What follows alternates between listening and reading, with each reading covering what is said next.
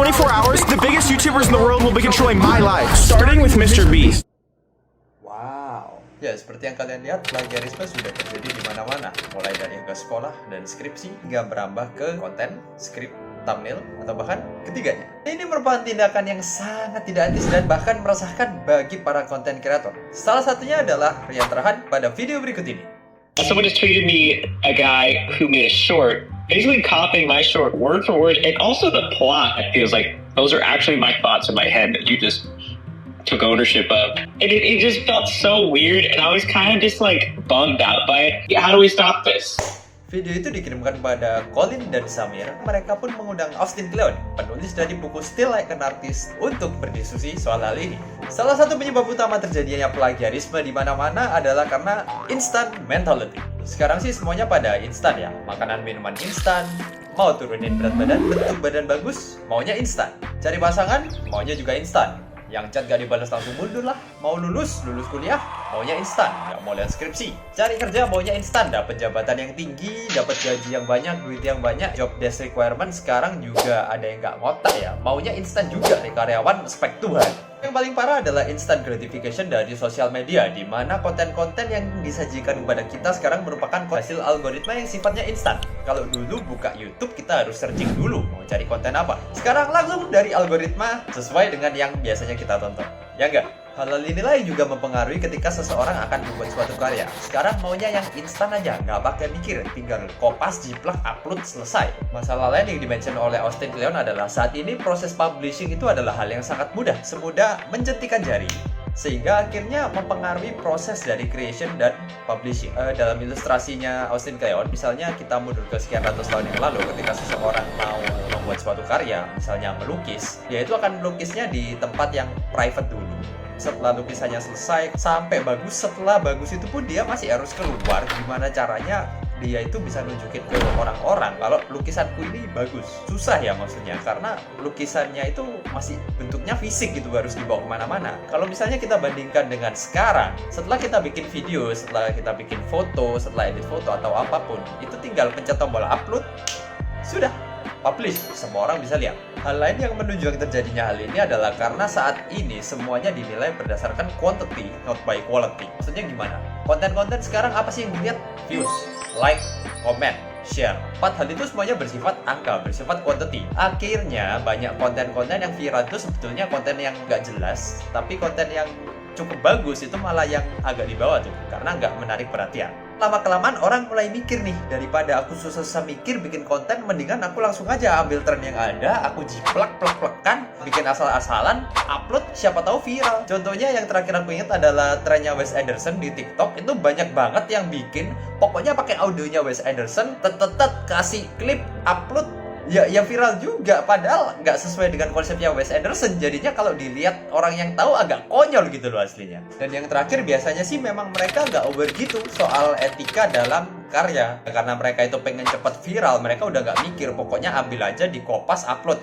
Yang lebih parah lagi biasanya kalau ada video nggak viral, di download, terus habis itu mereka re-upload punya mereka viral, yang upload originalnya malah nggak viral, kan brengsek gitu. Menurut Austin Kleon sendiri ada 2 jenis pencuri karya. Yang satu adalah pencuri yang baik dan satunya adalah pencuri yang buruk. Yang pertama adalah honor versus degrade. Pencuri yang baik akan menghormati karya yang dia curi, sedangkan pencuri yang buruk akan merendahkan karya yang dia curi. Yang kedua adalah study versus skim. Pencuri yang baik karena dia menghormati karya yang dia curi, maka dia akan berusaha mempelajarinya secara mendalam supaya dia dapat memahami dan mengerti secara jelas apa maksud dan tujuan dari karya yang dia curi. Berbeda dengan pencuri yang buruk, karena dia tidak menghargai karya yang dia curi, maka dia hanya akan membaca tanpa mencoba memahami apa maksud dari karya tersebut.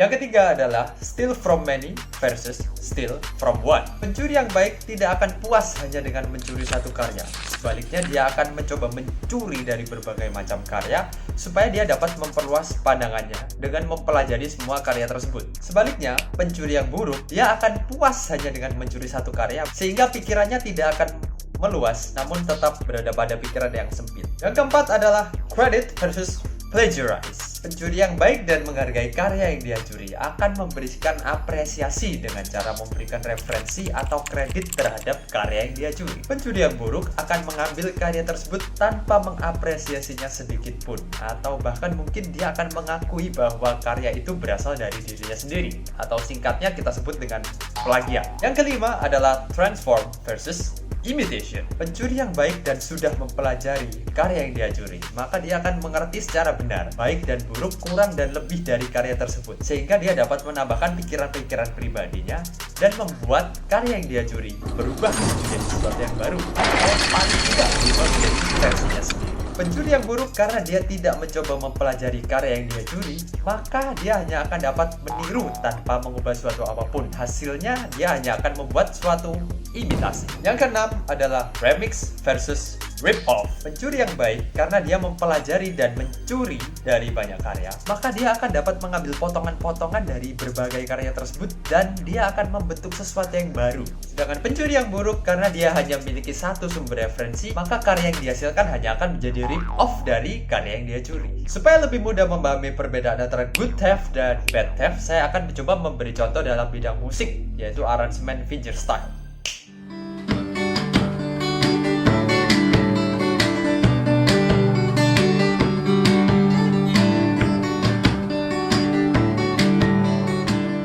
Yang baik akan mengapresiasi dan menghargai aransemen saya. Dia akan mencoba mencari aransemen dari orang lain dengan lagu yang sama. Dia akan mencoba meniru keduanya, mengubah bagian-bagian yang menurut dia bisa dikembangkan, sehingga akhirnya setelah menggabungkan semua hal tersebut, dia akan memiliki aransemen versinya sendiri. Dan setelah dia menguploadnya, dia akan memberikan kredit terhadap video saya dan video orang lain yang dia jadikan sebagai inspirasi. Sedangkan pencuri yang buruk ketika melihat video saya, maka dia akan berusaha menirunya secara plek-plekan tanpa mengubah suatu apapun. Dan setelah itu dia akan menguploadnya, bahkan berani menuliskan di kolom deskripsi bahwa itu adalah aransemen yang dibuat oleh dirinya. Lalu bagaimana cara kita mengetahui bahwa kita adalah seorang good theft ataukah seorang bad theft? Austin Kleon menyarankan kita untuk melakukan elevator gut check, di mana kita membayangkan ketika kita berada di dalam suatu lift dan orang yang kita curi karyanya juga masuk ke dalam lift tersebut. Setelah pintu lift tertutup, apakah orang tersebut akan mengapresiasi kita atau mungkin akan menghajar kita bisa-bisa di dalam lift? Lalu bagaimana kita dapat membuat sesuatu yang original? Cara yang dimention oleh Austin Kleon adalah ketika kita memiliki seorang role model, maka kita harus menanyakan siapa yang menjadi role model dari role model kita. Dengan demikian, kita akan dapat melihatnya secara semakin dalam dan semakin luas, karena bisa saja role model tersebut memiliki beberapa role model lainnya. Dengan demikian, kita akan dapat memperluas inspirasi kita, referensi kita, dan role model kita tanpa merubah role model utama kita. Hal ini juga berkaitan dengan istilah genius. Genius adalah suatu perspektif di mana suatu karya bukan hanya terbentuk dari satu orang, melainkan terbentuk dari banyak orang yang saling berkolaborasi tanpa terbatas oleh ruang dan waktu. Berbeda dengan genius. Genius adalah suatu perspektif di mana suatu karya terbentuk dari satu orang yang memiliki kemampuan jauh di atas rata-rata. Itulah mengapa orang-orang yang sangat pintar di luar nalar kita menyebutnya sebagai genius. Kalau katanya Austin Kleon nih, genius is an ecosystem.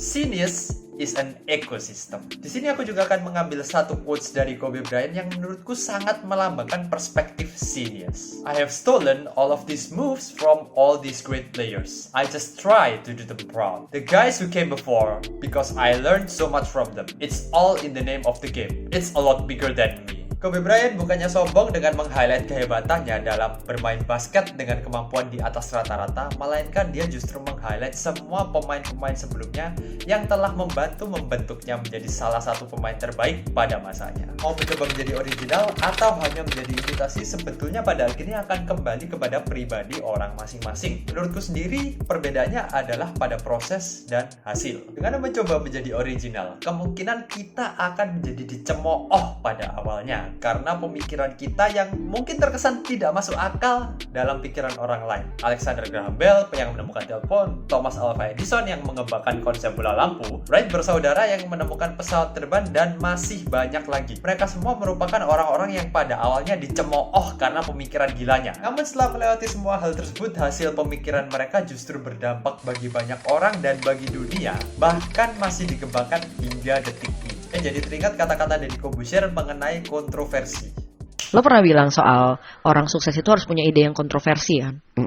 Dan caranya untuk, tapi kan orang kontroversi itu kan pasti orang-orang pada nggak suka sama idenya. Nah, adalah tugas kita punya komunikasi skill untuk To menyampaikan. make people listen to you and accepting their idea. Iya. Dan kalau nggak ada orang-orang yang kontroversial, mungkin kita nggak akan dapat ide-ide baru jadinya kan. Betul.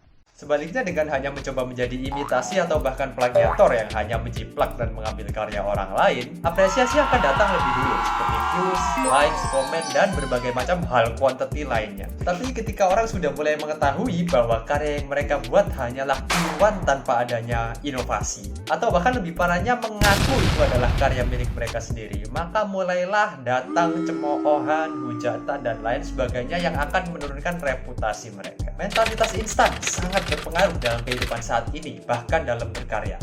Namun bukan berarti kita harus mengikuti mentalitas tersebut dan menjadi pencuri yang buruk. Sebaliknya, marilah kita mencoba menjadi pencuri yang baik supaya kita dapat menciptakan hal-hal baru yang belum pernah terpikirkan sebelumnya.